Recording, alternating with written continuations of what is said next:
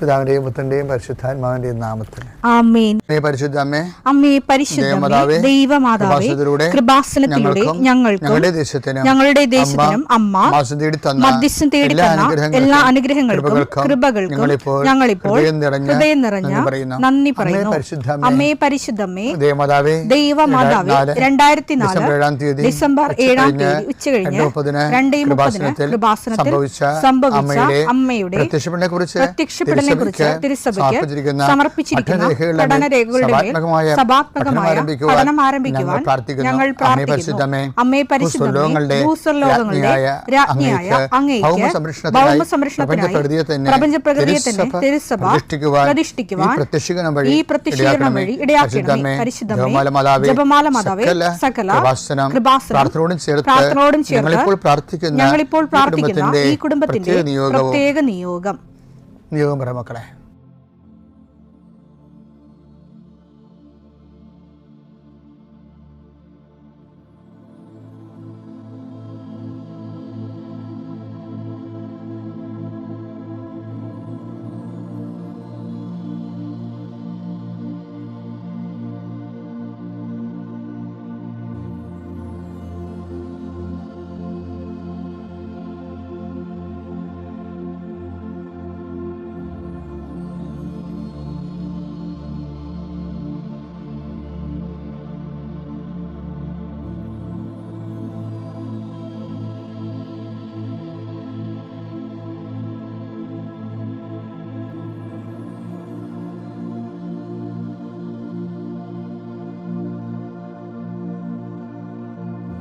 അമ്മയുടെ പ്രത്യക്ഷീകരണത്തിന്റെ ഈ അനുഗ്രഹവേളയിൽ ഞങ്ങൾക്ക് സാധിച്ചു തരുവാൻ കനിയണമേ. ആമേൻ. വിശ്വാസ പ്രമാണം.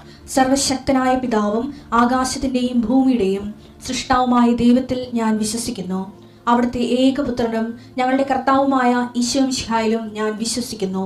ഈ പുത്രൻ പരിശുദ്ധാത്മാവിനാൽ ഗർഭസ്ഥനായി കന്യകാമറിയത്തിൽ നിന്ന് പിറന്ന് പൊന്തിയോസ് പീലാത്തോസിന്റെ കാലത്ത് പീഡകൾ സഹിച്ച് കുരിശിൽ തറയ്ക്കപ്പെട്ട് മരിച്ച് അടക്കപ്പെട്ട് പാതാളങ്ങളിൽ ഇറങ്ങി മരിച്ചവരുടെ ഇടയിൽ നിന്ന് 3-ാം നാൾ ഉയർത്ത് സ്വർഗത്തിലേക്ക് എഴുന്നള്ളി സർവശക്തിയുള്ള പിതാവായ ദൈവത്തിന്റെ വലതുഭാഗത്തിരിക്കുന്നു. അവിടെ നിന്ന് ജീവിക്കുന്നവരെയും മരിച്ചവരെയും വിധിക്കുവാൻ വരുമെന്നും ഞാൻ വിശ്വസിക്കുന്നു. പരിശുദ്ധാത്മാവിലും ഞാൻ വിശ്വസിക്കുന്നു. വിശുദ്ധ കത്തോലിക്കാ സഭയിലും പുണ്യവാന്മാരുടെ ഐക്യത്തിലും പാപങ്ങളുടെ മോചനത്തിലും ശരീരത്തിന്റെ ഉയർപ്പിലും നിത്യമായ ജീവിതത്തിലും ഞാൻ വിശ്വസിക്കുന്നു. ആമേൻ. സുഖസ്ഥനായ ഞങ്ങളുടെ പിതാവേ, അങ്ങയുടെ നാമം പൂജിതമാകണമേ. അങ്ങയുടെ രാജ്യം വരണമേ. അങ്ങയുടെ തിരുമനസ് സ്വർഗത്തിലെ പോലെ ഭൂമിയിലും ആകണമേ. അന്നു വേണ്ടുന്ന ആഹാരം ഇന്ന് ഞങ്ങൾക്ക് തരണമേ. ഞങ്ങളോട് തെറ്റ് ചെയ്യുന്നവരോട് ഞങ്ങൾ ക്ഷമിക്കുന്നത് പോലെ ഞങ്ങളുടെ തെറ്റുകൾ ഞങ്ങളോടും ക്ഷമിക്കണമേ. ഞങ്ങളെ പ്രലോഭനത്തിൽ ഉൾപ്പെടുത്തരുതേ, തിന്മയിൽ ഞങ്ങൾ രക്ഷിക്കണമേ. ആമേൻ.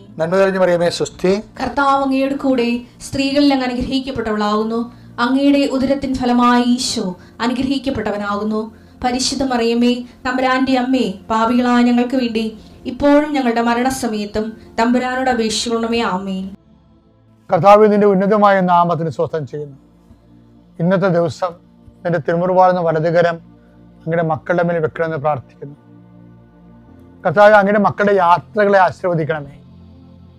ഒരു വിഷയം ഓർക്കുമ്പോൾ, ഒരു വ്യക്തിയെ ഓർക്കുമ്പോൾ നിനക്ക് വിഷമം ഉണ്ടെങ്കിൽ അത് കർത്താവ് ഈ നിമിഷം ഏറ്റെടുക്കുകയും നിനക്ക് വേണ്ടി ഈശോ വാദിക്കുകയും ചെയ്തുകൊണ്ട് നിന്നെ അവിടുന്ന് സന്തോഷത്തോടെ തിരിച്ചുകൊണ്ടുവരട്ടെ.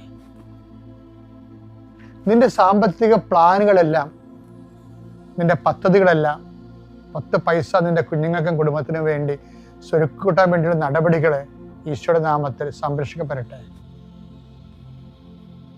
കർത്താവെ, കുറേ നാളായി പരിശ്രമിച്ചിട്ടും ഒന്നും നടക്കാതെ ഇപ്പോഴും ഒന്നേം തന്നെ കിടക്കുന്ന ആൾക്കാരുണ്ട്. അങ്ങനെയുള്ള എല്ലാ വിഷയത്തിനുമേലും കർത്താവ് ഇന്ന് നീ തീരുമാനം എടുക്കണമെന്ന് പ്രാർത്ഥിക്കുന്നു. എൻ്റെ കർത്താവിൻ്റെ ഉന്നതമായ നാമത്തിൽ സഭയുടെ അധികാരത്തിൽ കുരിശിൻ്റെ അടയാളത്തിൽ സ്ഥാപനങ്ങൾ നടത്തുന്നവരെ, സ്ഥാപനങ്ങളുടെ ഉത്തരവാദിത്തങ്ങൾ ഏറ്റെടുത്തിരിക്കുന്നവരെ, അവിടെ നിങ്ങൾ നടത്തിക്കൊണ്ട് പോകുന്നതിന് എതിരാളികളുള്ളവരെ, അത് ബിസിനസ്സാകാം, സ്കൂളാകാം, ആശുപത്രിയാകാം, മറ്റെന്തെങ്കിലും തരത്തിലുള്ള കാര്യങ്ങളാകാം, എതിരാളി നിങ്ങൾ അകപ്പെടുത്താൻ ആഗ്രഹിക്കുന്നവർ അവരുടെ കൈയും കാലം നിർവീര്യമാകട്ടെ. ഈശോയുടെ നാമത്തിൽ പ്രാർത്ഥിക്കുന്നു.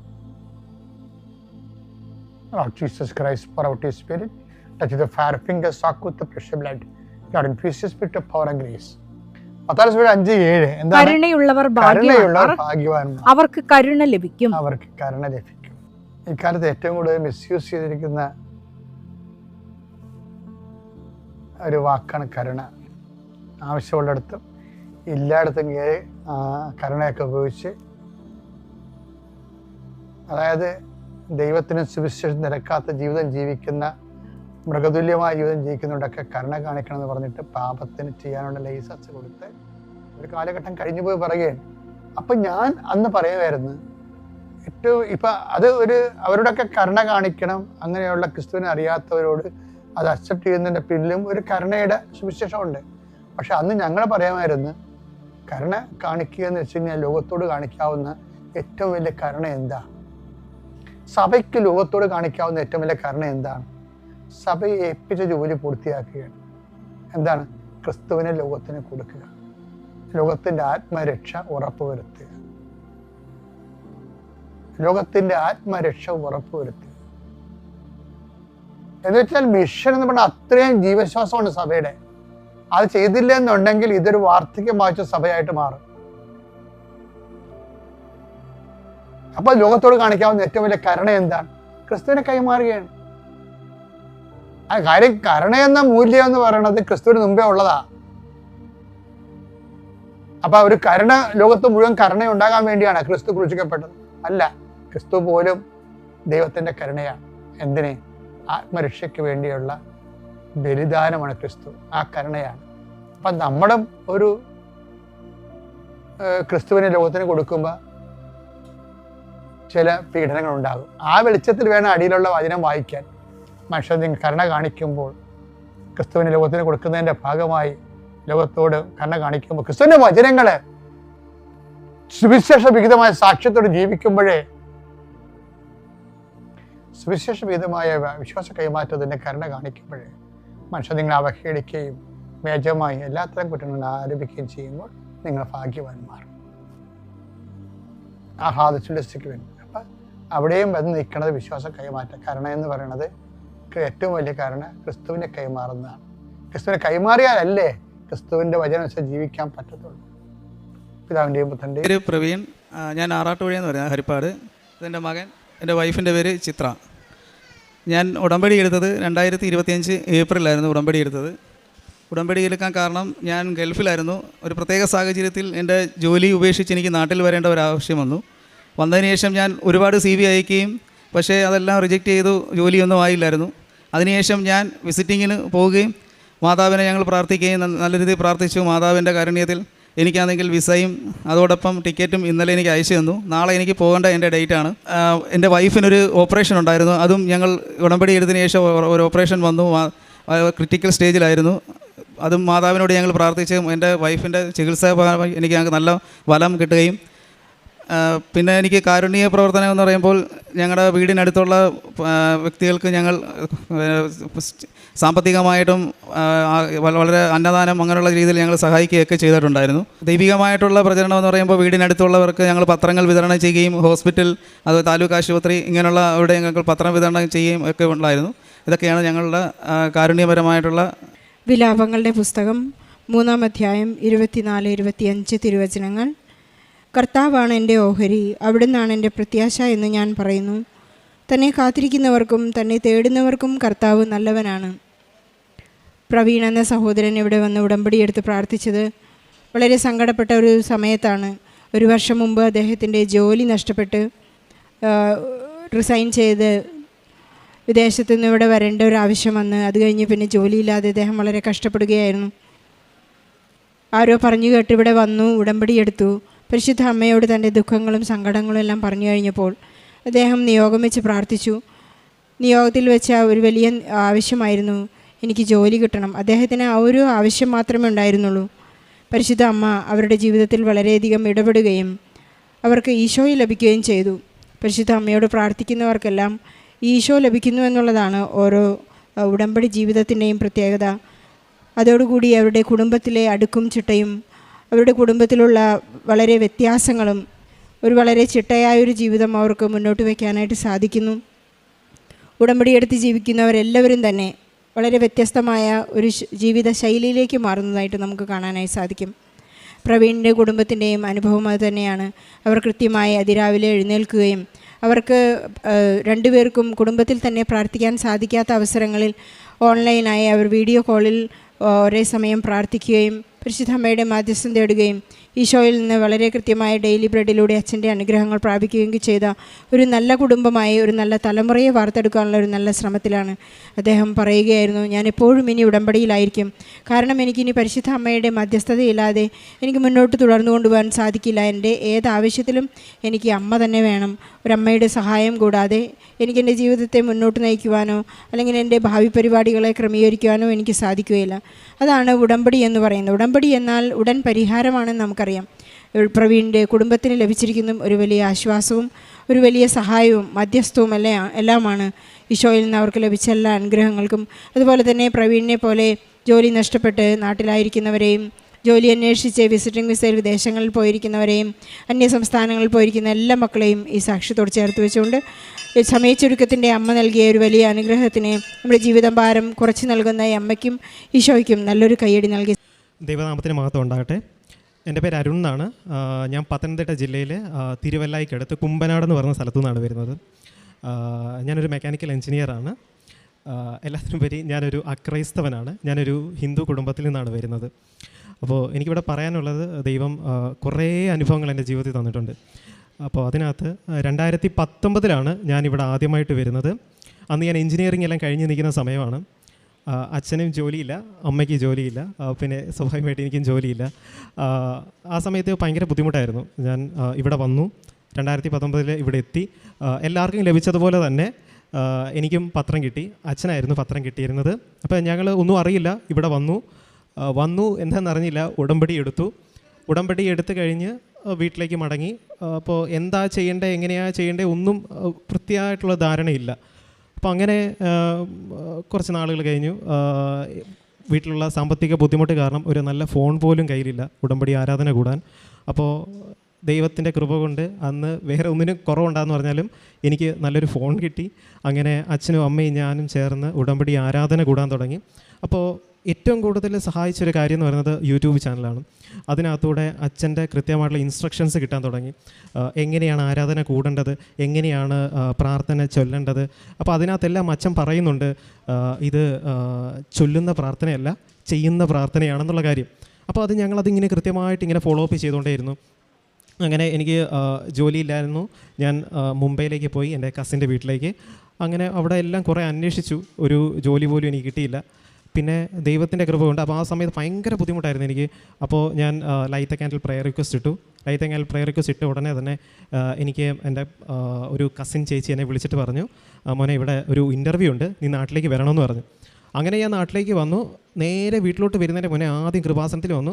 അമ്മയോട് ഞാൻ എല്ലാ കാര്യങ്ങളും പറഞ്ഞു, അമ്മ ഇതാണ് എൻ്റെ അവസ്ഥ, എങ്ങനെയും എനിക്ക് ഈ ജോലി തരണം എന്ന് പറഞ്ഞു. പിന്നെ അമ്മയുമായിട്ടുള്ളൊരു അറ്റാച്ച്മെൻറ്റ് ഭയങ്കരമാണ് എനിക്ക്. അപ്പോൾ അമ്മയോട് ഞാൻ ഈ കാര്യങ്ങൾ വ്യക്തമായിട്ട് പറഞ്ഞു. അപ്പോൾ ഇവിടെ മുട്ടമ്മയിൽ നിന്ന് പ്രാർത്ഥിച്ചിട്ട് ഞാനൊരു ഇൻ്റർവ്യൂവിന് പോയി. എനിക്ക് ആ ജോലി കിട്ടി.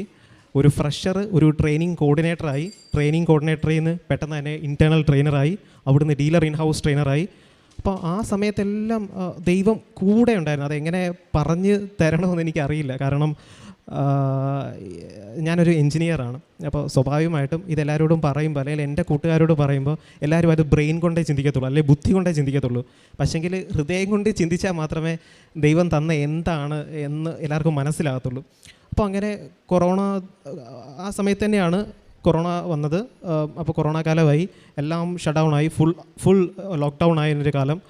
അപ്പോൾ ആ സമയത്തും പ്രത്യേകിച്ചൊരു വരുമാനം, ഒരു തുച്ഛമായിട്ടുള്ള ഒരു വരുമാനത്തിൽ ദൈവം അടിപൊളിയായിട്ട് കൊണ്ടുപോയി ജീവിതം. ഒരു അല്ലലുമില്ല, ഒരു ബുദ്ധിമുട്ടും ഇല്ലാതെ ദൈവം കൊണ്ടുപോയി, ഇന്നും കൊണ്ടുപോയിക്കൊണ്ടിരിക്കുന്നു. അങ്ങനെ അച്ഛനായിരുന്നു അന്ന് ഉടമ്പടി എടുത്തത്. പക്ഷേ പിന്നെ അക്രൈസ്തവർക്ക് ഉടമ്പടി പുതുക്കാൻ സാധിക്കില്ല എന്നുള്ളൊരു ബുദ്ധിമുട്ട് വന്നു. അത് ഭയങ്കര ബുദ്ധിമുട്ടായിരുന്നു, ഭയങ്കര സങ്കടം വന്നു. ഉടമ്പടി ആകെയുള്ളൊരു പ്രതീക്ഷ കൃപാസനമാണ്. എൻ്റെ കുടുംബത്തിനുള്ള ആകെയുള്ള അസറ്റ് എന്ന് പറയുന്നത് ദൈവം മാത്രമാണ്. അപ്പോൾ ഇനി ഉടമ്പടി പുതുക്കാൻ പറ്റില്ലല്ലോ എന്നുള്ള സങ്കടമായി. തിരിച്ച് 2019 കഴിഞ്ഞ് ഞാൻ ജോലിക്ക് കയറി. അത് കഴിഞ്ഞ് 2021 ആയപ്പോഴത്തേക്ക് ഞാൻ ടെക്നിക്കൽ ട്രെയിനറാണ്. അപ്പോൾ എൻ്റെ ട്രെയിനിങ്ങിന് ആവശ്യമായിട്ട് ഞാൻ പ്ലാന്റിൽ പോകാറുണ്ട്. ഞാൻ ആക്ച്വലി ജോലി ചെയ്യുന്നത് ഡീലർഷിപ്പിലാണ്. അപ്പോൾ ഞാൻ പ്ലാന്റിൽ ട്രെയിനിങ്ങിന് വേണ്ടി പോകാറുണ്ട്. അപ്പോൾ ട്രെയിനിങ്ങിന് വേണ്ടി പോകുമ്പോൾ ഞാൻ അവിടെ കാണും R&D, റിസർച്ച് ആൻഡ് ഡെവലപ്മെൻറ്റ്. അപ്പോൾ ഞാൻ ആ ഏരിയയിലൊക്കെ നോക്കുമ്പോഴത്തേക്ക് അങ്ങോട്ട് കടക്കാൻ പോലും പറ്റില്ല. കാരണം ഭയങ്കര കോൺഫിഡൻഷ്യൽ ആയിട്ടുള്ള ഏരിയയാണ്. എഞ്ചിനീയേഴ്സ് അതല്ലെങ്കിൽ അവിടെ ജോലി ചെയ്യുന്നവർക്ക് മാത്രമേ അങ്ങോട്ട് പോകാൻ പറ്റുള്ളൂ. അപ്പോൾ ഞാൻ അമ്മയോട് പറഞ്ഞു, അമ്മേ എനിക്കും ഇവിടെ ജോലി കിട്ടിയാൽ കൊള്ളായിരുന്നു, അമ്മ എനിക്കിവിടെ ജോലി തരണം. അപ്പോൾ അച്ഛൻ പറയുന്നുണ്ട്, കാരണം എനിക്ക് ഓരോ വീഡിയോസ് അല്ലെങ്കിൽ ഓരോ യൂട്യൂബിനുള്ള ഓരോ വീഡിയോസ് കാണുമ്പോൾ പുതിയ പുതിയ അറിവ് കിട്ടും. അച്ഛൻ എന്തെങ്കിലുമൊക്കെ പുതിയതായിട്ട് പഠിപ്പിക്കും. പിന്നെ അച്ഛൻ്റെ ടോക്ക് ഭയങ്കര സിമ്പിളാണ്, പെട്ടെന്ന് നമുക്ക് മനസ്സിലാക്കാൻ പറ്റുന്ന രീതിയാണ്. എല്ലാവർക്കും എന്നെപ്പോലുള്ള ആൾക്കാർക്ക് വരെ മനസ്സിലാക്കാൻ പറ്റുന്ന രീതിയിലാണ് അച്ഛൻ്റെ ടോക്കെല്ലാം. അപ്പോൾ ആ അച്ഛൻ്റെ പ്രാർത്ഥനകൾ കൂടുന്ന സമയത്ത് നമ്മൾ ഡൗൺ ആയിട്ടിരിക്കുന്ന സമയത്താണെങ്കിലും പെട്ടെന്നൊന്ന് ബൂസ്റ്റ് ആവും. ഓക്കെ, ദൈവം ഉറപ്പായിട്ടും കൂടെ. അപ്പോൾ അച്ഛൻ പറയുന്നുണ്ട്, നമ്മൾ ഡൗട്ട്ഫുള്ളായിട്ട് ഒരിക്കലും പ്രാർത്ഥിക്കരുത്. നമ്മൾ ഉറപ്പിച്ച് പറയണം, മാതാവ് എന്തായാലും എന്നെ കാക്കും. ഞാൻ പറയുന്ന കാര്യം മാതാവ് എന്തായാലും കാത്തുകൊള്ളും. അങ്ങനെ മാതാവ് അത് ഏറ്റെടുത്ത്, അച്ഛൻ പറയുന്ന പോലെ എൻ്റെ ഫയല് മാതാവ് ഏറ്റെടുത്ത് അങ്ങനെ ഞാൻ ഇവിടെ വന്ന് 2021 നവംബർ 27 ഞാനിവിടെ വന്ന് ഉടമ്പടി എടുത്തു. ഉടമ്പടി എടുക്കുന്ന മുൻപേ തന്നെയും ഞാൻ ആരാധന കൂടുമായിരുന്നു, ബൈബിള് വായിക്കുമായിരുന്നു, ജപമാലകൾ ചൊല്ലുമായിരുന്നു. അങ്ങനെ തന്നെയായിരുന്നു മുന്നോട്ട് പോയിക്കൊണ്ടിരുന്നത്. പിന്നെ ഉടമ്പടി എടുത്തതിന് ശേഷം അത് ഇച്ചിരി കൂടെ സ്ട്രോങ് ആയി. എല്ലാ ആഴ്ചയിലും എനിക്ക് ഓഫീസ് ടൈമിൽ എനിക്ക് ഇവിടെ ആരാധന കൂടാൻ പറ്റില്ല. അപ്പോൾ ഞാൻ സൺഡേസിൽ ഞാൻ ആരാധന കൂടും. ആരാധന കൂടിക്കഴിഞ്ഞതിന് ശേഷം എല്ലാ ദിവസവും ഞാൻ ബൈബിൾ വായിക്കും, എല്ലാ ദിവസവും ഞാൻ കൊന്ത ചൊല്ലും. എന്താണോ അച്ഛൻ പറയുന്നത് അത് അതേപടി പോലെ ഞാൻ എത്രമാത്രം എന്നെക്കൊണ്ട് ചെയ്യാൻ പറ്റുമോ അത്ര ഞാൻ ചെയ്യേണ്ടതായിരുന്നു. വീട്ടിലും അതുപോലെ തന്നെ എല്ലാവരും നന്നായിട്ട് പ്രാർത്ഥിക്കുമായിരുന്നു. ഒരു കുഴപ്പമില്ലായിരുന്നു. അങ്ങനെ മുന്നോട്ട് പോയി. അങ്ങനെ ദൈവം എൻ്റെ ഫയൽ അച്ഛൻ പറയുന്ന പോലെ ഏറ്റെടുത്തു. എനിക്ക് കഴിഞ്ഞ മാസം ഒരു റിസർച്ച് ആൻഡ് ഡെവലപ്മെൻറ്റ് എഞ്ചിനീയറായിട്ട് തന്നെ ഒരു manufacturer, one of the best മാനുഫാക്ചറിൽ എനിക്ക് ജോലി കിട്ടി. ചെന്നൈയിലാണ്. അപ്പോൾ അതാണ് എൻ്റെ വലിയൊരു എൻ്റെ ജീവിതത്തിൽ. കാരണം മനുഷ്യർക്ക് അസാധ്യമായത് ദൈവത്തിന് സാധ്യമാണെന്നാണ്. അപ്പോൾ ആ ഒരു വചനം ഞാൻ വിശ്വസിച്ചു. ദൈവം ഇപ്പോഴും മുന്നോട്ട് കൊണ്ടുപോയിക്കൊണ്ടേയിരിക്കുന്നു, ഒരു കുഴപ്പമില്ല. ഇത് കൂടാതെ തന്നെ എനിക്ക് പറയാനുള്ള കാര്യം എന്ന് പറയുന്നത്, ഇത് കൂടാതെ തന്നെ അനവധിയായിട്ടുള്ള അനുഗ്രഹങ്ങൾ തരുന്നുണ്ട്. കാരണം ഒരു നിവൃത്തിയില്ലാത്തൊരവസ്ഥയിൽ നിന്ന് ഇന്ന് ദൈവം നടത്തിക്കൊണ്ടിരിക്കുന്നു. ഒരു കുഴപ്പമില്ല, ഒരു വരുമാനവും ഇല്ലാത്തൊരു വീടിനെ ദൈവം ഒരു അല്ലലും ഇല്ലാതെ കൊറോണ കാലത്തും നന്നായിട്ട് തന്നെ മുന്നോട്ട് കൊണ്ടുപോയിക്കൊണ്ടിരിക്കുന്നു. അങ്ങനെ ഒരു ടെക്നിക്കൽ ട്രെയിനറിൽ നിന്ന് ഇന്ന് ഞാനൊരു റിസർച്ച് ആൻഡ് ഡെവലപ്മെൻറ്റ് എഞ്ചിനീയറായി, എസ്പെഷ്യലി ഡയഗ്നോസ്റ്റിക്സിലാണ് വർക്ക് ചെയ്യുന്നത്. അപ്പോൾ ഇതൊക്കെ മാതാവ് തന്ന ഒരു അനുഭവമാണ്. പിന്നെ അത് കൂടാതെ തന്നെ എൻ്റെ സഹപ്രവർത്തനങ്ങൾ, നേരത്തെ കമ്പനിയിൽ സഹപ്രവർത്തനമുള്ള വിനോദേട്ടന് 2 ഇരട്ട കുട്ടികളെ കൊടുത്ത് ദൈവം അനുഗ്രഹിച്ചു. ഞാൻ ലൈറ്റ് ക്യാൻ പ്രയർ റിക്വസ്റ്റ് ഇടാൻ പറഞ്ഞതിന് ശേഷമാണ് അത് സംഭവിച്ചത്. അതിനുശേഷം എൻ്റെ വേറൊരു ഫ്രണ്ടായിട്ടുള്ള ബിനു എന്ന് പറയുന്ന ചേട്ടനും അദ്ദേഹത്തിൻ്റെ വൈഫിന് നടുവേദന എല്ലാം പൂർണ്ണമായിട്ട് മാറി. അതും ഈ ഇവിടെ ഞാൻ ലൈറ്റ് ക്യാനിൽ പ്രയർ റിക്വസ്റ്റ് ഇടാൻ പറഞ്ഞു, പക്ഷേ പുള്ളി അത് ഇട്ടില്ല. പക്ഷേങ്കിൽ ഞാൻ കൊടുത്ത പ്രാർത്ഥന പുള്ളി രാവിലെ എണീച്ച് പ്രാർത്ഥിച്ചു. പെട്ടെന്ന് എന്നോട് പറഞ്ഞു, രാവിലെ വന്നിട്ട് പറഞ്ഞു, എടാ എൻ്റെ വൈഫ് ഇങ്ങനെ പറയുന്നു, ദേഹത്തിൽ നിന്ന് എന്തോ വിട്ടുമാറി, അത് ഇവിടെ പ്രാർത്ഥിച്ചതിനെ പിന്നെയാണ് ഞങ്ങളും എൻ്റെ കുടുംബം ഇവിടെ വരാൻ പോകുന്നത്. അത് കേട്ടപ്പോൾ ഭയങ്കര സന്തോഷമായി.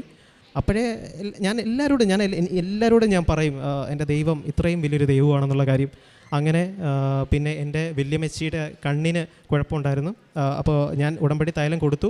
അത് തേച്ചതിന് ശേഷം കാഴ്ച കിട്ടി. ഇതെല്ലാം ദൈവം തന്ന വലിയൊരു അനുഗ്രഹമാണ്. എൻ്റെ കൂട്ടുകാരിക്കൊരു ജോലി കിട്ടി, അതും ഞാൻ ഇവിടെ പ്രാർത്ഥിച്ചതിന് ഫലമായിട്ടാണ് കിട്ടിയത്. പിന്നെ ഇതൊക്കെയാണ് എനിക്ക് കിട്ടിയ അനുഭവങ്ങൾ. ഇനി ഞാൻ ഉടമ്പടി എങ്ങനെ കൊണ്ടുപോയെന്നുള്ള കാര്യം പറയാം. ഉടമ്പടി പ്രാർത്ഥനയിൽ അച്ഛൻ പറയുന്ന പോലെ ചൊല്ലുന്ന പ്രാർത്ഥനയല്ല, ഇത് ഏറ്റവും കൂടുതൽ ചെയ്യുന്ന പ്രാർത്ഥനയാണെന്നാണ് അച്ഛൻ എപ്പോഴും അത് ഫോക്കസ് ചെയ്ത് പറയാറുണ്ട്. എന്നെ സംബന്ധിച്ചിട്ട് അച്ഛൻ പറയുന്ന കാര്യങ്ങളിലാണ് ഞാൻ കൂടുതൽ ഫോക്കസ് ചെയ്യാറുള്ളത്. കാരണം അച്ഛൻ ഓരോ തവണ ആരാധന കൂടുന്ന സമയത്ത് അച്ഛൻ പുതിയ കാര്യങ്ങൾ പറഞ്ഞു തരും. അത് പഠിക്കാൻ പറ്റും നമുക്ക് നന്നായിട്ട്. എങ്ങനെയാണ് ദൈവത്തിനെ കൃത്യമായിട്ട് ആരാധിക്കേണ്ടത് എന്നുള്ളത് അച്ഛൻ കൃത്യമായിട്ട് പറയും. പ്രത്യേകിച്ച് ഞാനൊരു ഹൈന്ദവ കുടുംബത്തിൽ നിന്ന് വന്നതായതുകൊണ്ട് തന്നെ എങ്ങനെ ചെയ്യണമെന്ന് എനിക്ക് കൃത്യമായിട്ട് അറിയില്ല. അപ്പോൾ അച്ഛൻ കൃത്യമായിട്ട് അത് പറഞ്ഞു തരും, നമുക്ക് മനസ്സിലാകുന്ന രീതിയിൽ പറഞ്ഞു തരും. അപ്പോൾ ഞാൻ എല്ലാ ദിവസവും രാവിലെ പ്രത്യക്ഷീകരണ പ്രാർത്ഥന ചൊല്ലാറുണ്ടായിരുന്നു, രാത്രി ഉടമ്പടി പ്രാർത്ഥന ചൊല്ലാറുണ്ട്. പിന്നെ ഇത് കൂടാതെ തന്നെ ജപമാലകൾ എന്നും ഞാൻ ചൊല്ലാറുണ്ട്. പിന്നെ വചനം എന്നും വായിക്കാറുണ്ട്.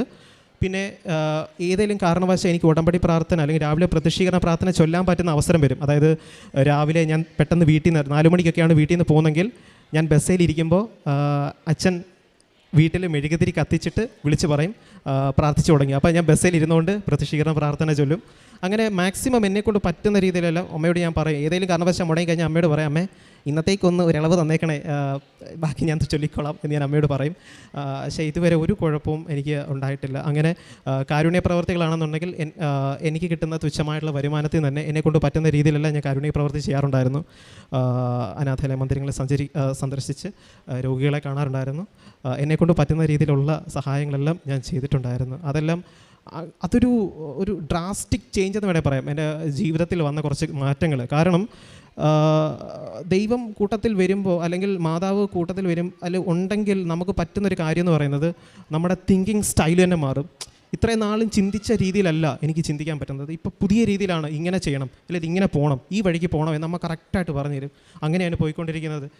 അങ്ങനെ കാരുണ്യപ്രവൃത്തിയാണ്. പിന്നെ പ്രേക്ഷിത വില എന്ന് പറഞ്ഞാൽ എൻ്റെ കർത്താവിന് വേണ്ടി വർക്ക് ചെയ്യാൻ കിട്ടുന്ന ഒരു അവസരം ഞാൻ പാഴാക്കാറില്ല. കർത്താവിൻ്റെ നാമം വേറെ എടുത്തിനും പറയാൻ പറ്റുകയാണെന്നുണ്ടെങ്കിൽ ഉറപ്പായിട്ടും ഞാൻ പറയും.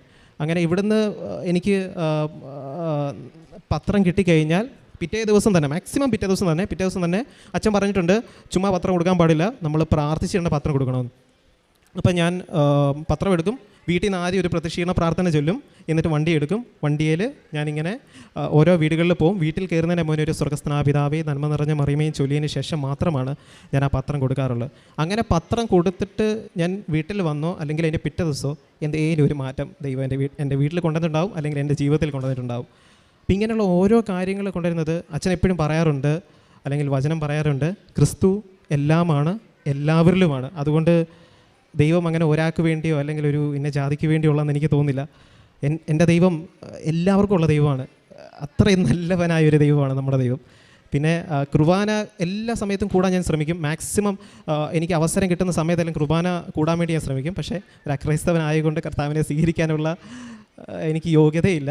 പക്ഷേങ്കിൽ അരൂപിയിലുള്ള ദിവ്യകാരുണ്യ സ്വീകരണം പ്രാർത്ഥന ഞാൻ ഫോണിൽ സ്ക്രീൻഷോട്ടായിട്ട് എടുത്ത് വെച്ചിട്ടുണ്ട്. അപ്പോൾ എല്ലാവരും കർത്താവിനെ സ്വീകരിക്കുമ്പോൾ ഞാൻ മുട്ടുകുത്തി നിന്ന് അരൂപിയിലുള്ള ദിവ്യകാരുണ്യ സ്വീകരണ പ്രാർത്ഥന ചൊല്ലാറുണ്ട്. ഇങ്ങനെയൊക്കെയാണ് എൻ്റെ ജീവിതം ഇപ്പോൾ മുന്നോട്ട് പോയിക്കൊണ്ടിരിക്കുന്നത്. ഇനിയും അങ്ങനെ തന്നെ ദൈവം മുന്നോട്ട് കൊണ്ടുപോകും. ഇത് എന്നെ കേട്ടുകൊണ്ടിരിക്കുന്ന എല്ലാവർക്കും ഇതൊരു പ്രചോദനമാകട്ടെ. യേശുവേ സ്തോത്രം, യേശുവേ നന്ദി, യേശുവേ സ്തുതി, യേശുവേ ആരാധന. Ave Maria. പരിശുദ്ധ അമ്മയ്ക്ക് ഈശോയ്ക്കും പ്രത്യേകമായിട്ട് നന്ദി പറഞ്ഞ് പ്രാർത്ഥിക്കാം. ഒരു മരിയൻ ഉടമ്പടി എന്താണെന്ന് ചോദിച്ചാൽ അതിലൊരു ഒറ്റുത്തരമാണ് ഈ സാക്ഷ്യം. ഉടമ്പടിയെക്കുറിച്ച് ഗാഢമായി പഠിക്കുകയും അതിൻ്റെ എല്ലാ വശങ്ങളും മനസ്സിലാക്കിക്കൊണ്ട് ആഴമായി ബോധ്യപ്പെട്ടുകൊണ്ട് തന്നെ അത് അനുസരിച്ച് ജീവിക്കാൻ പരിശ്രമിക്കുന്ന ഒരു ചെറുപ്പക്കാരൻ്റെ സാക്ഷ്യം. ഇത് അനേകർക്ക് ഒരു വലിയ ബോധ്യം തന്നെയാണ്. കാരണം പരിശുദ്ധ അമ്മ എപ്പോഴും ആഗ്രഹിക്കുന്നത് ദൈവത്തോടൊപ്പം ചേർന്ന് നിൽക്കണം എന്നുള്ളതാണ്. അത് നിങ്ങൾ നേടിയെടുത്തുള്ള ദൈവത്തിൻ്റെ ദാനമാണ്. ഈ കൃപ സ്വായത്തമാക്കാൻ എപ്പോഴും ഉടമ്പടിയിൽ നിലനിൽക്കുകയും അതിനനുസരിച്ച് ജീവിതം മുന്നോട്ട് വിടുകയും ചെയ്തതിന് അങ്ങനെ കൂടുതൽ കൃപയിലേക്ക് നിറയാനായിട്ട് സാധിച്ചു. പരിശുദ്ധ അമ്മ ഈ വലിയ ബോധ്യങ്ങളിലൂടെ വലിയ അത്ഭുതകരമായ ഇടപെടലിലൂടെ നയിച്ചതിന് അമ്മയ്ക്ക് ഈശോയ്ക്ക് കോടാനുകോടി നന്ദി പറഞ്ഞുകൊണ്ട് തൃത്വിക ദൈവത്തെ മഹത്വപ്പെടുത്തി കരമടിച്ച് അവിടുത്തെ ആരാധിക്കാം. മാതാവിനും ഈശോയ്ക്കും സ്തുതി. എൻ്റെ പേര് സിന്ധു സതീഷ് എന്നാണ്. ഞാൻ തിരുവനന്തപുരത്ത് നിന്ന് പരിണിയം എന്ന സ്ഥലത്തു നിന്നാണ് വരുന്നത്. ഇതെൻ്റെ ഹസ്ബൻഡാണ് സതീഷ് കുമാർ. ഞാനിവിടെ വന്ന് ഉടമ്പടി എടുത്ത 2022 ഏപ്രിൽ 6-ാം തീയതിയാണ്. ഞാനിവിടെ വരാനുണ്ടായ സാഹചര്യം, എനിക്ക് ഒരു ദിവസം വയറിന് ഭയങ്കര വേദന വന്നിട്ടുണ്ടായിരുന്നു. ഞങ്ങൾക്ക് പക്ഷേ കൃപാസനത്തെക്കുറിച്ച് ഒന്നും അറിയില്ലായിരുന്നു. ഞങ്ങൾ ഒരു ഹൈന്ദവ കുടുംബത്തിലെയാണ്. പിന്നെ എൻ്റെ ഹസ്ബൻഡിൻ്റെ ഒരു ഫ്രണ്ട് ദാസ് എന്ന് പറഞ്ഞ ഫ്രണ്ട് ഒരു കൃപാസനത്തെ പത്രം ഞങ്ങൾക്ക് തന്നിട്ടുണ്ടായിരുന്നു. പക്ഷേ ഞങ്ങളത് വായിക്കുകയോ ഒന്നും ചെയ്തില്ല. ഞങ്ങൾ കൃപാസനത്തെക്കുറിച്ച് ഒന്നും അറിയില്ലായിരുന്നു. പക്ഷേ ഏട്ടൻ എന്നും അത് നെഞ്ചിനോട് ചേർത്ത് പിടിച്ച് എന്നും ഉറങ്ങുന്ന അതായിരുന്നു. കാരണം ഞങ്ങൾക്ക് ഈ മാതാവിനെ വിശ്വാസമാണ്. മാതാവിൻ്റെ ഒരു പടം അതിൽ കണ്ടപ്പോൾ ഏട്ടൻ അതെന്നും നെഞ്ചിനോട് ചേർത്താണ് ഉറങ്ങിയിട്ടുള്ളത്. അപ്പം എന്താണെന്ന് വെച്ചാൽ ഞങ്ങളുടെ വീടിൻ്റെ നേരെ ഓപ്പോസിറ്റ് തന്നെയാണ് ഒരു കുരിശടി ഉള്ളത്. അത് അത്ഭുത മാതാവിൻ്റെ കുരിശടിയാണ്. ഞങ്ങൾ എന്നും അവിടെ പോയി പ്രാർത്ഥിക്കുമായിരുന്നു. അപ്പം ഞങ്ങളൊക്കെ അപ്പോൾ ഈ കൃപാസനത്തെക്കുറിച്ച് വേറെ ഒന്നും അറിയില്ലായിരുന്നു. ഞങ്ങൾ ശരിക്കും അറിയാൻ ശ്രമിച്ചിട്ടുമില്ലായിരുന്നു. എനിക്ക് കുറച്ച് ദിവസത്തിന് ശേഷം എനിക്ക് വയറിൻ്റെ സൈഡിലൊരു വേദന വന്നപ്പോൾ അടുത്തൊരു പ്രൈവറ്റ് ഹോസ്പിറ്റലിൽ പോയി. അവിടെ ചെന്നപ്പോൾ ഡോക്ടർ പറഞ്ഞു വയറൊന്ന് സ്കാൻ ചെയ്തിട്ട് വരാൻ. സ്കാൻ ചെയ്തിട്ട് വന്നപ്പോഴാണ് അറിയുന്നത് എൻ്റെ യൂട്രസിൽ മൾട്ടിപ്പിൾ ഫൈബ്രോയിഡ്സും 2 ഓവറിയിലും വലിയ സിസ്റ്റും ഉള്ളത്. അപ്പോൾ ഡോക്ടർ പറഞ്ഞു എമർജൻസി സർജറി വേണം, കാരണം അത്രയും വലിയ മുഴയായതുകൊണ്ട് ഓപ്പൺ സർജറിയാണ് വേണ്ടത്, കീ ഹോളൊന്നും ചെയ്യാൻ പറ്റില്ല. ഞങ്ങൾ വളരെ വിഷമത്തിലായി. അപ്പോൾ ഞങ്ങൾക്ക് എങ്ങനെയും ഇത് സർജറി ഒഴിവാക്കണം മെഡിസിൻ കഴിച്ചാൽ മാറുമോ എന്ന് അറിയാൻ വേണ്ടിയിട്ട് ഞങ്ങളൊരു സെക്കൻഡ് ഒപ്പീനിയന് വേണ്ടി ഞങ്ങൾ നെയ്യാറ്റിങ്കര ഒരു ഹോസ്പിറ്റലിൽ വേറൊരു ഗൈനക്കോളജിസ്റ്റിനെ പോയി കണ്ടു. അപ്പോൾ ആ ഡോക്ടർ നോക്കിയിട്ട് എൻ്റെ റിസൾട്ട് എല്ലാം നോക്കിയിട്ട് പറഞ്ഞു, നിങ്ങൾക്ക് എന്തായാലും സർജറി തന്നെ, എമർജൻസി ആയിട്ട് നല്ല സർജറി തന്നെ വേണം, കാരണം അത്രയും വലിയ മുഴകളാണ് ഉള്ളത്, അത് ഓപ്പൺ സർജറി തന്നെ വേണം. ഞങ്ങൾക്ക് അത് വിശ്വസിക്കാൻ വയ്യാതെ അവിടെ നിന്ന് ഞങ്ങൾ വീണ്ടും വേറൊരു ഹോസ്പിറ്റലിൽ പോയി. അതായത് ഞങ്ങളുടെ തിരുവനന്തപുരത്തുള്ള തൈക്കാട് WNC ഹോസ്പിറ്റൽ. അവിടുത്തെ ഒരു സീനിയർ ഒരു ഗൈനക്കോളജിസ്റ്റ് മണിയമ്മ എന്ന് പറഞ്ഞ ഡോക്ടറിനെ കണ്ടു. ഡോക്ടർ എന്നെ നോക്കിയിട്ട് പറഞ്ഞു, എന്തായാലും സർജറി ഉടനെ വേണം, പക്ഷേ ഇപ്പോൾ കോവിഡിൻ്റെ സമയത്ത് മാർച്ചിൽ സർജറി ചെയ്യാമെന്ന് പറഞ്ഞു. ഞങ്ങൾ പക്ഷേ എല്ലാ ടെസ്റ്റുകളും ചെയ്ത് സർജറിക്ക് വേണ്ട തയ്യാറെടുപ്പ് എല്ലാം ചെയ്യാൻ പറഞ്ഞു. എല്ലാ ടെസ്റ്റിന് വേണ്ടി എഴുതി തന്നു. ഞങ്ങൾ എല്ലാ ടെസ്റ്റുകളും ചെയ്തു. ഞങ്ങൾ മാനസികമായിട്ട് പ്രിപ്പയറായി സർജറി ചെയ്യാമെന്ന് തന്നെ വിചാരിച്ചു. അപ്പോഴാണ് ഞങ്ങൾ വീട്ടിൽ സർജറിക്ക് അതിനുവേണ്ടി എല്ലാം റെഡിയായ ശേഷം ഡോക്ടറിനെ വീണ്ടും പോയി കണ്ടപ്പോഴാണ് ഡോക്ടർ പറയുന്നത് മാർച്ചിൽ ചെയ്യാം. അപ്പോൾ ഞങ്ങൾ പോയത് ജനുവരിയിലായിരുന്നു. എന്നിട്ട് ഞങ്ങളങ്ങ് വീട്ടിൽ വന്നു. ഞങ്ങൾ വളരെ വിഷമത്തിരുന്ന സമയത്ത് ഒരു ഫ്രണ്ട് സുജ എന്ന് പറഞ്ഞ ഫ്രണ്ട് ഞങ്ങൾക്ക് കൃപാസനത്തിൻ്റെ പത്രം കൊണ്ട് തന്നു. അപ്പം ഞങ്ങൾക്കൊരു കൃപാസനം അമ്മയുടെ ആ പത്രം വീണ്ടും കിട്ടിയപ്പോൾ, നേരത്തെ കിട്ടിയിട്ടുണ്ടായിരുന്നു പക്ഷേ ഞങ്ങളത് ശ്രദ്ധിച്ചിട്ടില്ല. വീണ്ടും അത് വന്നപ്പോൾ അമ്മ വീണ്ടും ഞങ്ങളെ വിളിക്കുന്നതായിട്ട് ഞങ്ങൾക്കത് ഒരു ഫീൽ ചെയ്തു. അപ്പോൾ ആ സുജയോട് ഞങ്ങൾ ചോദിച്ചു ഈ കൃപാസനത്തെക്കുറിച്ച് കൂടുതലായിട്ട്. അപ്പം സുജയോട് ഞങ്ങളെ വിഷമങ്ങളും പറഞ്ഞു, ഇങ്ങനെ സർജറി ഫിക്സ് ചെയ്തിരിക്കുന്നു, ആകെ വിഷമത്തിലായിരുന്നു. അപ്പോൾ സുജ പറഞ്ഞു, കൃപാസന അമ്മയുടെ അടുത്ത് പോയി അവിടെ ഉടമ്പടി എടുത്തൊന്ന് പ്രാർത്ഥിച്ച് നോക്ക്, ഉറപ്പായിട്ടും സർജറി കൂടാതെ അമ്മ പൂർണ്ണ സൗഖ്യം തരും, നിങ്ങളുടെ മറ്റെല്ലാ പ്രശ്നങ്ങളും അമ്മ പരിഹരിക്കും എന്ന് പറഞ്ഞു. അതൊരു ഏപ്രിൽ 4-ാം തീയതി ആയിരുന്നു. ഞങ്ങൾ ഉടനെ തന്നെ ഞങ്ങൾ വേറെ ഒന്നും ചിന്തിക്കാതെ ഏപ്രിൽ 6-ാം തീയതി വെനസ്ഡേ ഇവിടെ വന്ന് ഉടമ്പടി എടുത്തു. ഇവിടെ വന്ന് ഉടമ്പടി എടുത്ത് പ്രാർത്ഥിച്ചതിന് ശേഷം അന്ന് അച്ഛനെ കാണുമെന്ന് ഞങ്ങളൊന്ന് ആഗ്രഹിച്ചു, പക്ഷേ അന്ന് കാണാൻ സാധിച്ചില്ല. പക്ഷേ പ്രാർത്ഥിച്ചിട്ട് ഇവിടുന്ന് പോയപ്പോൾ തന്നെ എൻ്റെ മനസ്സിൽ തോന്നി, എനിക്കിനി ഒരിക്കലും സർജറി വേണ്ട, ഞാൻ ഒരിക്കലും ഇനി ഒരു ഡോക്ടറെയും കാണത്തില്ല, എൻ്റെ ഈ അമ്മ തന്നെയാണ് എൻ്റെ ഡോക്ടർ. എനിക്ക് കിട്ടിയ വ്യഞ്ചരിച്ച ഈ പദാർത്ഥങ്ങളെല്ലാം ഞാൻ ഉപയോഗിച്ച് അമ്മയുടെ പ്രാർത്ഥിച്ച ആ വസ്തുക്കൾ തന്നെ എൻ്റെ മെഡിസിനായിട്ട് ഞാൻ മനസ്സിൽ കരുതി ഞാൻ അതുപയോഗിച്ച് അത് കഴിക്കാനും ഞാൻ തൈലം എൻ്റെ വയറിൽ പുരട്ടാനും തുടങ്ങി. ഞങ്ങൾ വീട്ടിൽ പോയ ശേഷം കുറച്ച് ദിവസങ്ങൾക്ക് മെയ് 27 ഞങ്ങൾ കുറച്ച് ദിവസം അങ്ങനെ ഞങ്ങളുടെ പ്രാർത്ഥനയും ഇവിടുന്ന് പറയുന്ന ഉടമ്പടിയുടെ നിർദ്ദേശങ്ങളെല്ലാം പാലിച്ച് ഞങ്ങൾ എല്ലാ കാര്യങ്ങളും ചെയ്യുമായിരുന്നു. അത് കഴിഞ്ഞ് ഞങ്ങൾ മെയ് 27-ാം തീയതി എൻ്റെ അനിയത്തിയോട് ഞാൻ ഇവിടെ വന്ന കാര്യങ്ങളും അമ്മയെക്കുറിച്ച് കൂടുതൽ പറയുകയും ചെയ്യൂ. അപ്പോൾ അവർക്ക് ഇവിടെ വന്ന് ഉടമ്പടി എടുക്കണമെന്ന് ആഗ്രഹം പറഞ്ഞു. ഞങ്ങളും കൂടെ വന്നു. എൻ്റെ ഹസ്ബൻഡും മോളും ഞങ്ങളുമായിട്ട് ഇവിടെ വന്നു. അപ്പോൾ അവർക്ക് ഉടമ്പടി എടുക്കാൻ കൂട്ടുവന്നതാണ്. ആ സമയം ഞങ്ങൾ അച്ഛനെ കാണാം എന്ന് ചോദിച്ചപ്പോൾ എൻ്റെ റിപ്പോർട്ടും ഇവിടെ ഓഫീസിൽ കാണിച്ചപ്പോൾ എനിക്ക് കാണാമെന്ന് പറഞ്ഞ് ടോക്കൺ തന്നു. അച്ഛനെ കണ്ടു. ഞങ്ങളെ 3 പേരും ബ്ലെസ് ചെയ്തു. അച്ഛൻ എന്നോട് പറഞ്ഞു, മോൾ ഒന്നുകൊണ്ടും പേടിക്കേണ്ട, അമ്മയുടെ പ്രേക്ഷിതയാകാമെന്ന് പറഞ്ഞ് പ്രാർത്ഥിക്കൂ. അച്ഛൻ എൻ്റെ സ്കാനിങ് റിപ്പോർട്ട് മാതാവിൻ്റെ തിരുരൂപത്തിന് കൊണ്ടുപോയി പ്രാർത്ഥിച്ചു. അത് കഴിഞ്ഞ് സൈത്ത് എന്ന് പറഞ്ഞ ഒരു പദാർത്ഥം തന്നു. എനിക്കറിയില്ല അതെന്താണെന്ന്. അത് തന്നു. അത് വയറിൽ പുരട്ടാൻ അച്ഛൻ പറഞ്ഞിരുന്നു. എന്നിട്ട് ഏട്ടനെയും ബ്ലെസ് ചെയ്തു, മോളെയും ബ്ലെസ് ചെയ്തു. മോള് എക്സാം കഴിഞ്ഞിട്ട് 10th CBSE എക്സാം കഴിഞ്ഞിട്ട് വന്നതായിരുന്നു.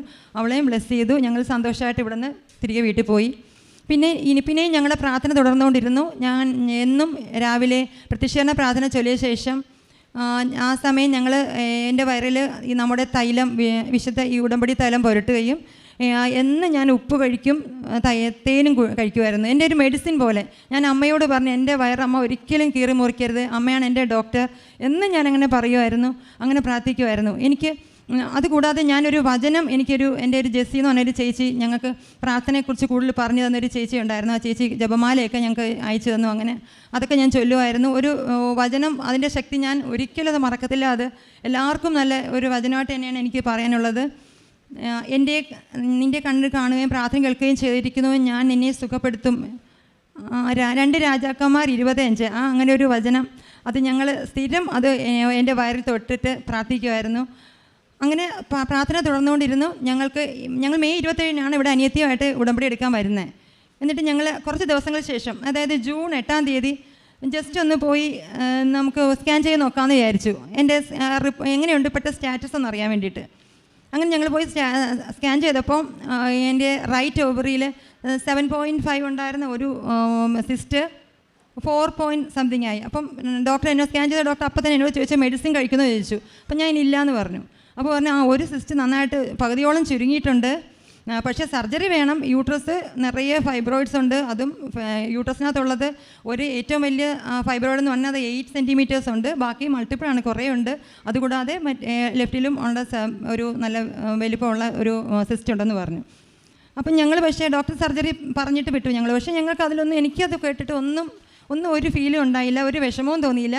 ഞങ്ങൾ ജസ്റ്റ് അറിയാൻ വേണ്ടി. പക്ഷേ ഞങ്ങൾക്ക് മനസ്സിൽ തോന്നിയത്, എൻ്റെ ഒരു മരുന്നും കഴിക്കാതെ അമ്മയുടെ നമ്മുടെ വെഞ്ചരിച്ച പാത്രങ്ങൾ മാത്രം ഉപയോഗിച്ചിട്ട് എൻ്റെ റൈറ്റ് ഓവറിയിലെ സിസ്റ്റ് പകുതിയോളം ചുരുങ്ങണമെങ്കിൽ അതും അച്ഛൻ തൊട്ട് പ്രാർത്ഥിച്ച ശേഷമാണ് ഞങ്ങളത് പോകുന്നതും. അപ്പോൾ അമ്മ ഇടപെട്ടു എന്നുള്ള ഒരു അടയാളം ഞങ്ങൾക്ക് കിട്ടി.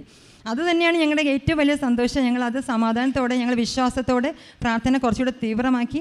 പിന്നെ ഞങ്ങളുടെ പ്രേക്ഷിത പ്രവർത്തനം എല്ലാം ഞങ്ങൾ കറക്റ്റായിട്ട് ചെയ്യുമായിരുന്നു. കാരുണ്യ പ്രവർത്തനങ്ങളും ഞങ്ങൾക്കറിയുന്ന എല്ലാവരോടും ഞങ്ങൾ കൃപാസനത്തെക്കുറിച്ച് പറയുകയും ഇവിടെ അമ്മയുടെ ശക്തിയെക്കുറിച്ചും ഇവിടുത്തെ വെഞ്ചരിച്ച നമ്മുടെ ഉടമ്പടി പദാർത്ഥങ്ങളെക്കുറിച്ചും ഒക്കെ ഞങ്ങൾ എല്ലാവർക്കും പറയും. ഞങ്ങൾ അത് ഉപയോഗിച്ച് പലർക്കും ഉപയോഗപ്പെടുത്തി കൊടുക്കുകയും ചെയ്തിട്ടുണ്ട്. പലർക്കും അതിൻ്റെ സൗഖ്യം കിട്ടിയിട്ടുമുണ്ട്.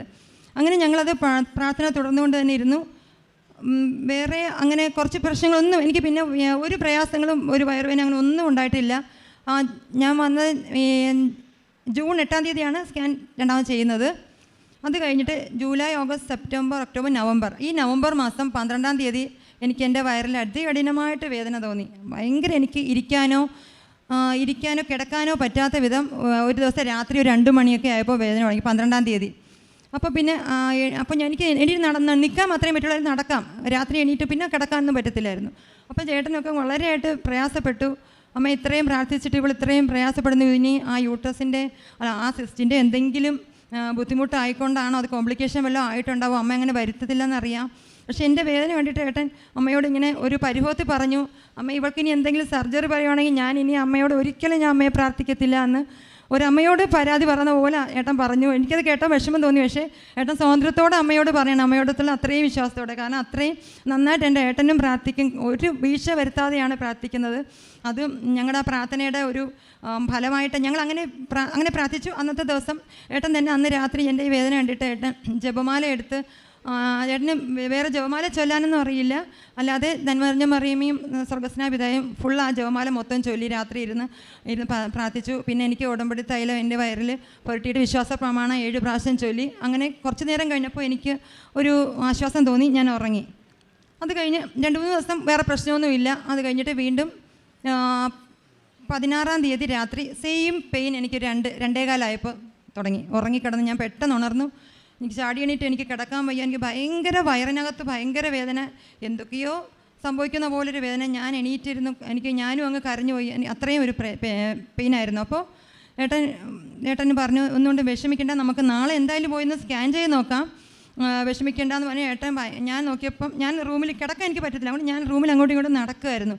ഞാൻ നോക്കിയപ്പോൾ ഏട്ടൻ ലൈറ്റൊന്നും ഇടാതെ ഇരുട്ട് തന്നെ അമ്മയുടെ മെഴുകുതിരി കത്തിച്ചിട്ട് അമ്മയുടെ മുഖത്തേക്ക് നോക്കി കരയുമായിരുന്നു. ഞാൻ കണ്ടപ്പോൾ ഒന്നും ചോദിക്കുന്നില്ല, അമ്മയോട് ഒന്നും പറയുന്നില്ല, പക്ഷേ ഭയങ്കര ഏങ്ങലടിച്ച് ഏട്ടൻ കരയുന്നു. അപ്പോൾ ഞാൻ അമ്മയോട് പറഞ്ഞു, ഞാൻ അമ്മയോട് പറഞ്ഞതിൽ അമ്മയാണ് എൻ്റെ ഡോക്ടർ, അമ്മയുടെ വെഞ്ചരിച്ച പദാർത്ഥങ്ങളാണ് എൻ്റെ മെഡിസിൻ, ഞാൻ ഒരു മെഡിസിനും ഞാൻ ഉപയോഗിച്ചിട്ടില്ല, ഞാൻ അമ്മയെ വിശ്വസിച്ച് തന്നെയാണ് ഞാൻ പ്രാർത്ഥിച്ചുകൊണ്ടിരുന്നത്, അമ്മ എനിക്ക് മാറ്റിത്തരുന്നു. ഈ പ്രാർത്ഥിക്കുന്ന ഇവരുടെ എല്ലാവരുടെയും, അതായത് എൻ്റെ മോളും എൻ്റെ അമ്മയും ഞങ്ങളെല്ലാം ഒരുമിച്ചാണ് രാവിലത്തെ വൈകുന്നേരത്തെ പ്രാർത്ഥന ചൊല്ലുന്നത്.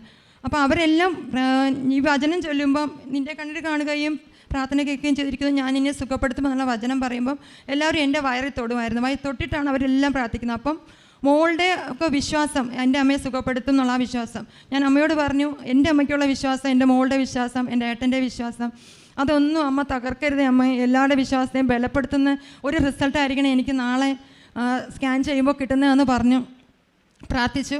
പിറ്റേ ദിവസം രാവിലെ ആയി, ഞങ്ങൾ സ്കാൻ ചെയ്യാൻ വേണ്ടിയിട്ട് പോയി. അപ്പോൾ അന്ന് അവിടെ സ്കാൻ സെൻറ്റർ ഉണ്ടായിരുന്ന ഡോക്ടർ പരമേശ്വരൻ എന്ന് പറഞ്ഞ ഡോക്ടറാണ്. ഞാൻ അവിടെ സ്കാൻ ചെയ്യുന്ന ബെഡിൽ കിടന്നു. എന്നിട്ട് എൻ്റെ പ്രീവിയസ് റിപ്പോർട്ട് ഡോക്ടറിൻ്റെ കയ്യിലുണ്ട്. അത് നോക്കിയിട്ട് ഡോക്ടർ എൻ്റെ വയറിലേക്ക് സ്കാൻ ചെയ്യുന്നതിന് മുന്നേ എൻ്റെ വയറിലേക്ക് നോക്കിയിട്ട് പറഞ്ഞു, ഇയാളുടെ വയറിനകത്തൊന്നും കാണുന്നില്ലല്ലോ ഈ റിപ്പോർട്ടിലുള്ള പോലെ എന്ന് പറഞ്ഞു. കാരണം എനിക്ക് ബൾക്കി യൂട്രസ്, അത് തന്നെ 17 സെൻറ്റിമീറ്ററൊക്കെയാണ് കൊടുത്തിരിക്കുന്നത്. അത്രയും നിറയെ ഫൈബ്രോയിഡ്സ് ഉള്ളത് കൊണ്ട് യൂട്രസ് ഭയങ്കര വലുതായിട്ടാണ് ഇരിക്കുന്നത്. സിസ്റ്റും അതുപോലെ 2 ഓവറിലെ സിസ്റ്റും വലിയ സിസ്റ്റുകളാണ്.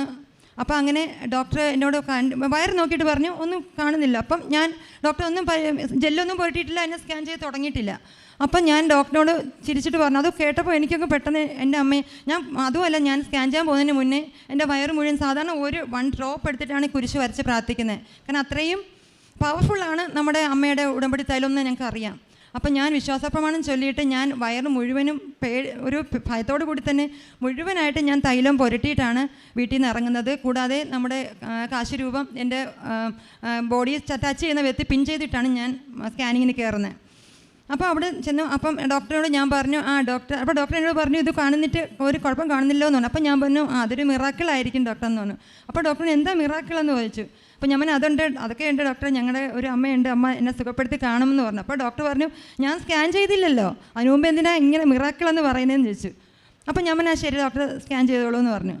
അപ്പോൾ ഡോക്ടറെ ജെല്ലൊക്കെ പറ്റി സ്കാൻ ചെയ്ത് തുടങ്ങിയപ്പോൾ ആദ്യം യൂട്രസോട്ട് നോക്കിയിട്ട് സ്കാൻ ചെയ്തിട്ട് ഡോക്ടർ പറഞ്ഞു എൻ്റെ പഴയ സ്കാനിങ് റിപ്പോർട്ടും എല്ലാം ഞാൻ ഇവിടെ കൊണ്ടുവന്നിട്ടുണ്ട്, എല്ലാവർക്കും വേണമെങ്കിൽ അതൊക്കെ കാണാം. എൻ്റെ പഴയ റിപ്പോർട്ട് എടുത്ത് ഡോക്ടർ നോക്കിയിട്ട് പറഞ്ഞു, അയ്യോ ഈ യൂട്രസിനകത്തുള്ള ഈ നമ്മുടെ ഫൈബ്രോയിഡ്സ് എല്ലാം കുഞ്ഞു കുരുക്കളായല്ലോ, എന്തെങ്കിലും മരുന്ന് കഴിക്കുന്നുണ്ടോ എന്ന് ചോദിച്ചു.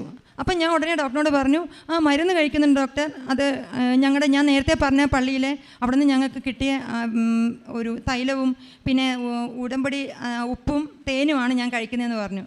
അപ്പം ഞാൻ ഡോക്ടറോട് നേരത്തെ പറഞ്ഞില്ലേ എനിക്ക് ഇത് മിറക്കിളാണ്, ഒരു പരിശുദ്ധ അമ്മയുണ്ട് എന്നെ സുഖപ്പെടുത്തിയാണെന്ന്. അപ്പോൾ ഡോക്ടർ പറഞ്ഞു ഇനിയും ഉണ്ടല്ലോ നോക്കാൻ, ഇനി 2 ലെഫ്റ്റ് ഓവറി റൈറ്റ് ഓവറി ഉണ്ടല്ലോ, ഞാൻ അതുകൊണ്ട് നോക്കിയിട്ട് നമുക്ക് മിറാക്കിളാണോ എന്ന് പറയാമെന്ന് പറഞ്ഞു. അപ്പം ആദ്യം ഡോക്ടർ റൈറ്റ് ഓവറി നോക്കി. ഡോക്ടർ റൈറ്റ് ഓവറി പരിശോധിച്ച ശേഷം പറഞ്ഞു ഇതിനകത്തൊന്നും കാണുന്നില്ലല്ലോ, ഇയാൾ പറഞ്ഞ പോലെ മിറാക്കിളാണെന്ന് തോന്നുന്നു എന്ന് പറഞ്ഞു. ഡോക്ടർ ഒരു ഹിന്ദുവാണ്, ഞാൻ പരിശുദ്ധാമ്മയെക്കുറിച്ചാണ് പറയുന്നത്, ഞാനും ഒരു ഹിന്ദുവാണ്, എൻ്റെ വിശ്വാസമാണ്. അപ്പോൾ ഡോക്ടർ പറഞ്ഞു ഇതിലൊന്നും കാണുന്നില്ല. അപ്പം എനിക്ക് ഭയങ്കര സന്തോഷം, ഞാൻ ചിരിച്ചുകൊണ്ടാണ് ഇങ്ങനെ കിടക്കുന്നത്. എനിക്ക് മനസ്സിലായി അമ്മ ഇടപെട്ടു, അമ്മ എന്നെ സൗഖ്യപ്പെടുത്തിയെന്ന് എനിക്ക് പൂർണ്ണ വിശ്വാസമായിരുന്നു. ഡോക്ടർ പറഞ്ഞു ഇനി ഒരു ലെഫ്റ്റ് ഓവറിങ് കൂടെ ഉണ്ടല്ലോ നോക്കട്ടെ എന്ന് പറഞ്ഞു. ലെഫ്റ്റ് ഓവറിൽ ശരിക്കും 7.5 ഒരു വലിയ സിസ്റ്റായിരുന്നു. അപ്പം അത് നോക്കി ലെഫ്റ്റ് നോക്കിയപ്പം അതിലും ഒന്നുമില്ല, എല്ലാം ക്ലിയറാണ്. അതിൻ്റെ റിസൾട്ട് എൻ്റെ റിപ്പോർട്ടിനകത്ത് ഇവിടെ വെച്ചിട്ടുണ്ട്, എല്ലാവർക്കും കാണാവുന്നതാണ്. എന്നെ അമ്മ പൂർണ്ണമായി സൗഖ്യപ്പെടുത്തി. ആ ഡോക്ടർ എന്നോട് കൃപാസനത്തെക്കുറിച്ച് ചോദിച്ചു, ഇതെവിടെയാണ്, ആലപ്പുഴ എവിടെയാണ്? ഞാൻ കലവൂരാണെന്ന് പറഞ്ഞു. ഞാൻ അമ്മയുടെ ശക്തിയെക്കുറിച്ചും എല്ലാം പറഞ്ഞു. ഡോക്ടർ പറഞ്ഞു ഇയാൾ പറഞ്ഞ പോലെ ഇതൊരു മിറാക്കിൾ തന്നെയാണ്, ഇയാൾക്ക് സർജറിയുടെ ആവശ്യമേ ഇല്ല. എനിക്ക് സന്തോഷം കൊണ്ട് എനിക്ക് പെട്ടെന്ന്, കാരണം എൻ്റെ ഏട്ടൻ പുറത്ത് വിശ്വാസപ്രമാണം ചൊല്ലി വളരെ വിഷമിച്ചാണ് ഇരിക്കുന്ന ആൾ. എനിക്ക് പെട്ടെന്ന് പുറത്തിറങ്ങിയാൽ മതി, ഏട്ടനോട് പറയണം ഇങ്ങനെ മിറാക്കിൾ നടന്നു എന്ന്. ഞാൻ അവിടെ ഡോക്ടറിനോട് ഒത്തിരി താങ്ക്സ് പറഞ്ഞു, തൊഴുത് പ്രാർത്ഥിച്ചു. ഇങ്ങനെ ഞാൻ പുറത്തിറങ്ങി ഏട്ടനെ വന്ന് നോക്കിയപ്പോൾ വിഷമിച്ച് എൻ്റെ മുഖത്തോട്ട് ഇങ്ങനെ നോക്കുകയാണ്. ഞാൻ പറഞ്ഞു ഏട്ടാ എന്ന് വിളിച്ചപ്പോൾ എന്താന്ന് ചോദിച്ചു. ഞാൻ പറഞ്ഞു മിറാക്കിൾ നടന്നു കേട്ടാന്ന് പറഞ്ഞു. അപ്പോൾ ആളങ്ങ് കരഞ്ഞു, പിന്നെ വാക്കുകളൊന്നും വരുന്നില്ല, അങ്ങ് കരയായിരുന്നു. പിന്നെ അപ്പത്തിന് അവിടുത്തെ സ്റ്റാഫുകളൊക്കെ ഓടി വന്ന്, റിസപ്ഷൻ ഇരിക്കുന്ന കുട്ടിക്ക് എല്ലാവരും ഞങ്ങളോട് കൃപാസനത്തെക്കുറിച്ച് ചോദിച്ചു. ഞങ്ങൾ കൃപാസന അമ്മയുടെ കാര്യങ്ങളൊക്കെ ഞങ്ങൾക്ക് അത്ഭുതം ഉണ്ടായ കാര്യങ്ങളെല്ലാം പറഞ്ഞു. ഡോക്ടറിന് വിശ്വാസമായി. ഡോക്ടർ ഞങ്ങൾക്ക് അങ്ങനെ അവിടെ ഞങ്ങളെല്ലാവരോടും കൃപാസനത്തെക്കുറിച്ച് പറഞ്ഞു. പിന്നെ തിരികെ വീട്ടിൽ പോയി ഞങ്ങളുടെ ഫ്രണ്ട്സിനോടെല്ലാം പറഞ്ഞു. എന്നെ ഒത്തിരി പേര് കാണാൻ വന്നു, കാരണം ഒരു അത്ഭുത ശിശുവിനെയൊക്കെ പോലെ കാണുന്ന പോലെ എല്ലാവരും ഒത്തിരി പേര് എന്നെ കാണാൻ വന്നു. എന്നുവെച്ചാൽ ഒത്തിരി ക്രിസ്ത്യൻസ് ഞങ്ങളുടെ വീടിന് ചുറ്റുമൊക്കെ ഒത്തിരി പേര് താമസിക്കണം, കാരണം അത്ഭുത മാതാവിൻ്റെ കുരിശടി ഫ്രണ്ടിലുണ്ട്. ആ അത്ഭുത മാതാവിൻ്റെ കുരിശടിയിൽ എല്ലാവരും പോകും, അങ്ങനെ മതമൊന്നുമില്ല, എല്ലാവരും പോകുന്നു, എല്ലാവർക്കും വിശ്വാസമാണ്.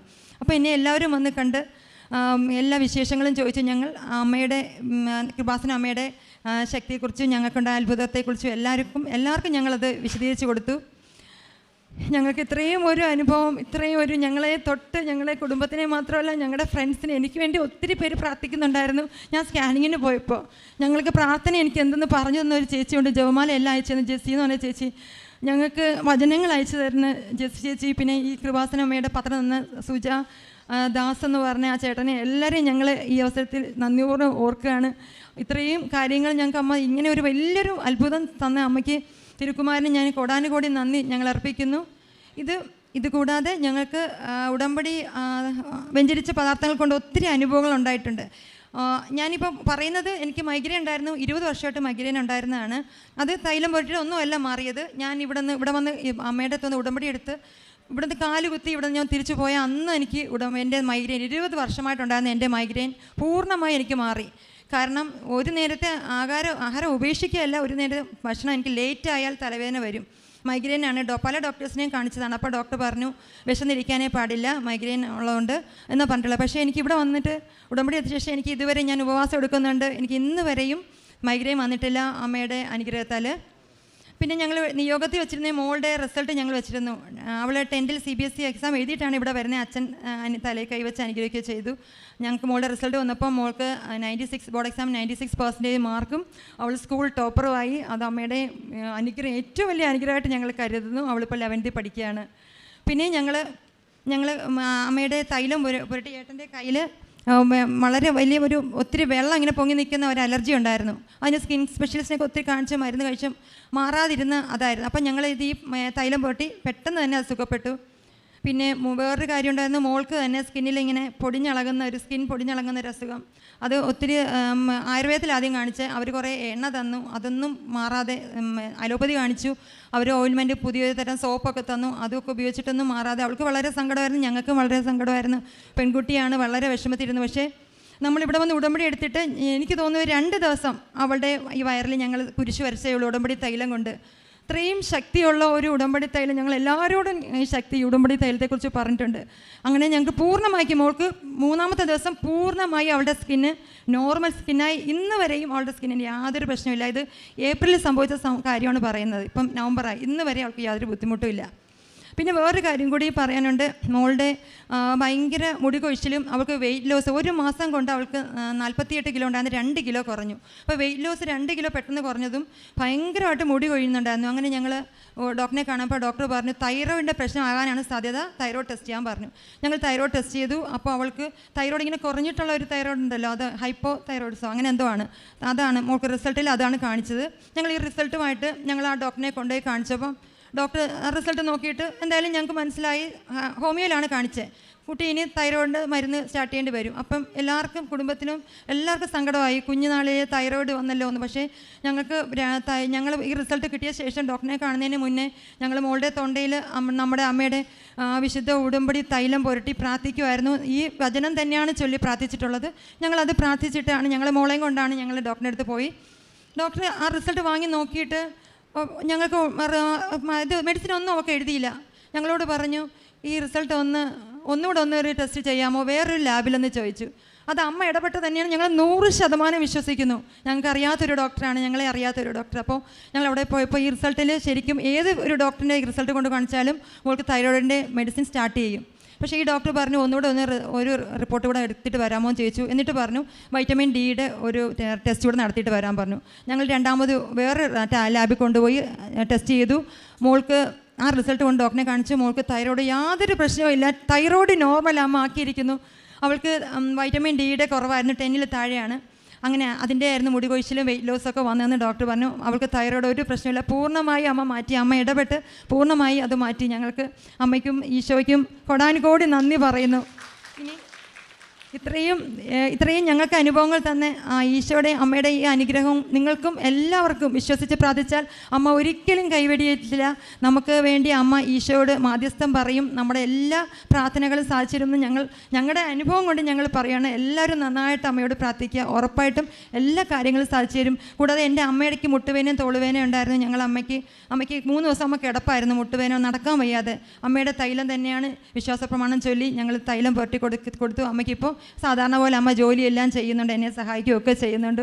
അത് ഈശോയുടെയും അമ്മയുടെയും ഏറ്റവും വലിയ അനുഗ്രഹമായിട്ട് കരുതുന്നു. അങ്ങനെ ഒത്തിരി അനുഗ്രഹങ്ങൾ ഞങ്ങൾക്ക് ഈശോയും അമ്മയും തന്നുകൊണ്ടിരിക്കുന്നു. ഇനിയും ഞങ്ങളുടെ നിയോഗങ്ങൾ ഇവിടെ ഒത്തിരി ഞങ്ങൾ എഴുതിയിട്ടുണ്ട്, അതെല്ലാം അമ്മ സാധിച്ചിരുന്നു. ഇനിയും വന്ന് ഈ അൾത്താരയിൽ വന്ന് ഞങ്ങൾക്ക് നിന്ന് ഞങ്ങളുടെ സാക്ഷ്യം പറയാനുള്ള ഭാഗ്യം അമ്മ തരും എന്നുള്ള പൂർണ്ണ വിശ്വാസത്തോടെ ഞങ്ങൾ പോവുകയാണ്. എല്ലാവരെയും അമ്മയും ഈശോയും അനുഗ്രഹിക്കട്ടെ എന്ന് പ്രാർത്ഥിക്കുന്നു. പരിശുദ്ധ അമ്മയിൽ നിന്നും ഉള്ള എല്ലാ അനുഗ്രഹങ്ങളും മുഴുവനായിട്ട് മേടിച്ചെടുത്തിട്ടുണ്ട്. അവരുടെ വിശ്വാസവും വിശ്വസ്തതയും അതാണ് അവരുടെ ജീവിതത്തിൽ നമ്മൾ കേട്ട അവർ ജീവിക്കുന്ന സാക്ഷ്യം. പറഞ്ഞു ഡോക്ടറെ പോലും വിശ്വാസത്തിലേക്ക് ആഴപ്പെടുത്തിയിട്ടാണ് അവർ ആ ഹോസ്പിറ്റലിൽ നിന്ന് പോകുന്നതെന്ന് പറഞ്ഞു. പിന്നെ ഈ സതീഷിൻ്റെ കയ്യിൽ ഒരു സ്കിന്നിൻ്റെ എന്താ പറഞ്ഞില്ലല്ലോ, അത് പറഞ്ഞു. എൻ്റെ കയ്യിലാണെങ്കിൽ വലിയൊരു സ്കിൻ അലർജി ഉണ്ടായിരുന്നു. ഒത്തിരി മരുന്ന് കഴിച്ചു, ഒത്തിരി കാശും ചിലവായി. പക്ഷേ അങ്ങനെ ഞാൻ മരുന്നൊക്കെ മാറ്റി വെച്ചിട്ട് അമ്മയുടെ തൈലം പുരട്ടി തുടങ്ങി. 3 ദിവസം കഴിഞ്ഞപ്പോൾ അത് അവിടെ ഒരു പാടുപോലെ അവശേഷിക്കാതെ അമ്മ മാറ്റി തന്നു. എനിക്ക് അമ്മയോട് കോടാനുകോടി നന്ദി, ഈശോയോട് കോടാനുകോടി നന്ദി. അങ്ങനെ ഒത്തിരി അനുഭവങ്ങൾ. ഇവിടെ ശ്രദ്ധിക്കേണ്ട 2 കാര്യങ്ങളുണ്ട്. ഒന്ന്, 2 പേരുടെ പ്രേക്ഷിത പ്രവർത്തനം വഴിയായിട്ടാണ് അവർ കേരളത്തിൻ്റെ തെക്കേ അറ്റത്ത് നിന്നും ഈ കൃപാസന മാതാവിനെ കുറിച്ച് അറിഞ്ഞ് ഇവിടെ വന്ന് ഇത്രയും അനുഗ്രഹം പ്രാപിച്ചിരിക്കുന്നത്. ആരായിരുന്നു രണ്ടുപേര്? രണ്ടുപേര് പത്രം കൊണ്ടുവന്ന് തന്നു. അതെ, ദാസും സുജ. അവരുടെ പ്രേക്ഷിത പ്രവർത്തനം വഴിയായിട്ടാണ് ഇവർ ഇന്നിവിടെ നിൽക്കുന്നത്, ഇത്രയും അനുഗ്രഹങ്ങളുമായിട്ട്. ഇതുപോലെ നമ്മൾ ഓരോരുത്തരും ഇനിയും അനേക സ്ഥലങ്ങളിൽ പോയി പ്രേക്ഷിത പ്രവർത്തനം ചെയ്തെന്നാൽ ഒത്തിരി പേർക്ക് അനുഗ്രഹം കിട്ടും. അപ്പോൾ ഈ കൃപാസന ഉടമ്പടി വഴിയായിട്ട് പരിശുദ്ധ അമ്മയിലൂടെ ഒത്തിരി അനുഗ്രഹങ്ങൾ, ഇവരെ ഇനിയൊന്നും വിശദീകരിക്കേണ്ട കാര്യമില്ല, അത്രയും വ്യക്തമായിട്ടാണ് അവർ പറഞ്ഞത്. അവർക്ക് കിട്ടിയ എല്ലാ അനുഗ്രഹങ്ങളും വലിയ സാക്ഷ്യമാണ് അവർ സാക്ഷ്യപ്പെടുത്തിയത്. അതുപോലെ തന്നെ അവർ ശക്തമായി പ്രാർത്ഥിച്ചു, അവർ പ്രേക്ഷിത പ്രവർത്തനം ചെയ്തു, കാരുണ്യ പ്രവൃത്തി ചെയ്തു, ഇതെല്ലാം അവർ സാക്ഷ്യപ്പെടുത്തി. അവർ ആ ഹോസ്പിറ്റൽ മുഴുവൻ നടന്ന് അവർക്ക് കിട്ടിയ അനുഗ്രഹങ്ങളെല്ലാം അവർ സാക്ഷ്യപ്പെടുത്തി. ഇപ്പോഴും കാണുന്നവരോടൊക്കെ എല്ലാം പറയുന്നുണ്ട്. അവരെ കൃപാസനത്തിലേക്ക് ഇന്ന് ഞങ്ങൾ 2 ഫാമിലി ഇവിടെ വന്നിട്ടുണ്ട്. അവർ 2 ഫാമിലിയെയും കൊണ്ടാണ് അവർ വന്നിരിക്കുന്നത്. അതാണ് ഏറ്റവും വലിയ സാക്ഷ്യം. അവർ ആ ഉടമ്പടി വിശ്വാസത്തോടെ അല്ല, വിശ്വസ്തയോടെ പാലിച്ചപ്പോഴാണ് അവരുടെ ജീവിതത്തിൽ ഇത്രയധികം അനുഗ്രഹങ്ങൾ പരിശുദ്ധ അമ്മയിലൂടെ ലഭിച്ചത്. എല്ലാ രോഗങ്ങളും മാറി എന്നതിനുള്ള ഡോക്ടറുടെ സർട്ടിഫിക്കറ്റാണ്, സ്കാനിങ് റിപ്പോർട്ടാണ്. സാർ, ഒരു കാര്യം കൂടെ ഉണ്ട്. ഡോക്ടർ എന്നെ ലാസ്റ്റ് ഡോക്ടർ പരമേശ്വരൻ എന്നെ സ്കാൻ ചെയ്തപ്പോൾ ഡോക്ടർ എന്നോട് ആദ്യം സിസ്റ്റ് ഇല്ല എന്ന് പറഞ്ഞു, റൈറ്റ് ഓവറി. അപ്പോൾ ഞാൻ പോയ ഡോക്ടറെന്ന് ചോദിച്ചു, രണ്ടാമത്തെ ഓവറി നോക്കിയിട്ട് ഇതിലും സിസ്റ്റം ഒന്നും കാണുന്നില്ലല്ലോ എന്ന് പറഞ്ഞപ്പം എനിക്ക് ഭയങ്കര സന്തോഷത്തോടെ ഡോക്ടർ അതും മാറിയല്ലേ, എന്താ വിശ്വസിക്കുന്നില്ലെന്ന് എന്നോട് ചോദിക്കുന്നു ഡോക്ടർ. എന്നോട് ചോദിച്ചിട്ട് പറഞ്ഞു, എന്നാൽ കണ്ടോന്നുണ്ട് എന്നെ കമ്പ്യൂട്ടർ സ്ക്രീൻ തിരിച്ച് ഞാൻ കിടക്കുന്നിടത്തോട് തിരിച്ച് വെച്ചിട്ട് പറഞ്ഞു, നോക്കി ഇതിനകത്ത് സിസ്റ്റം എല്ലാം കാണുന്നുണ്ടോ എന്ന്. എനിക്കൊന്നും മനസ്സിലായില്ല, പക്ഷേ ഡോക്ടർ എന്നെ തിരിച്ച് കാണിക്കുകയാണ്, ഇതിനകത്ത് ഒരു സിസ്റ്റം ഇല്ല കേട്ടോ, കണ്ടോളൂ എന്ന്. ഇതിനായി എല്ലാം നന്ദി പറഞ്ഞുകൊണ്ട് കരങ്ങൾ ഉയർത്തി സ്വതന്ത്രമായി സ്തുതിച്ച് നന്ദി പറയാം. ഹല്ലേലൂയ. എല്ലാവരും സ്തുതിക്കട്ടെ. ഹല്ലേലൂയ.